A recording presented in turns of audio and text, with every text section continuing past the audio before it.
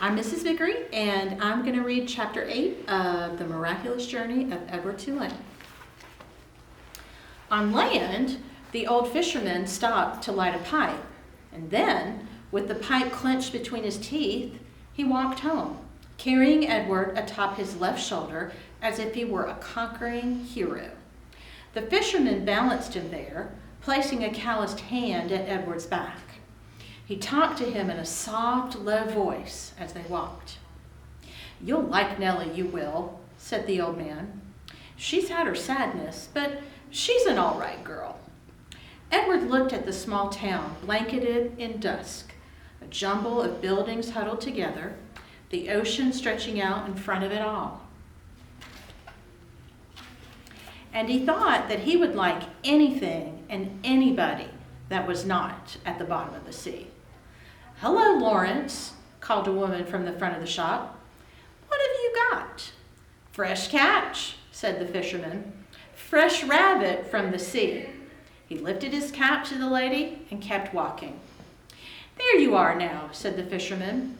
He took out the pipe of his mouth and pointed with the stem of it at a star in the purpling sky. "There's your North Star right there. Don't never have to be lost when you know where that fellow is." Edward considered the brightness of the small star. "Do they all have names?" he wondered. "Listen at me," said the fisherman, talking to a toy.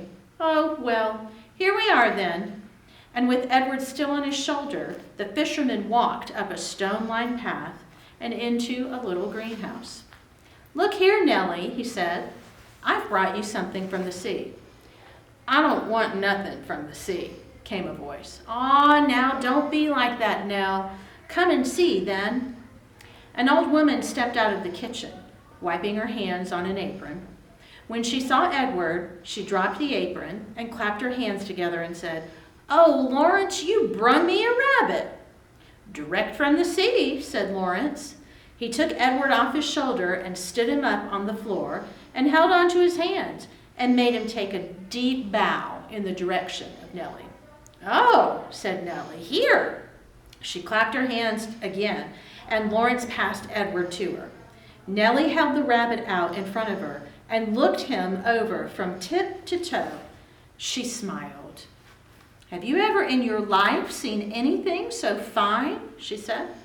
Edward felt immediately that Nellie was a very discerning woman. "She's beautiful," breathed Nellie. For a moment, Edward was confused. Was there some other object of beauty in the room? "What will I call her?" "Susanna," said Lawrence. "Just right," said Nellie. "Susanna." She looked deep into Edward's eyes. "First off, Susanna will need some clothes, won't she?" And that's the end of Chapter 8.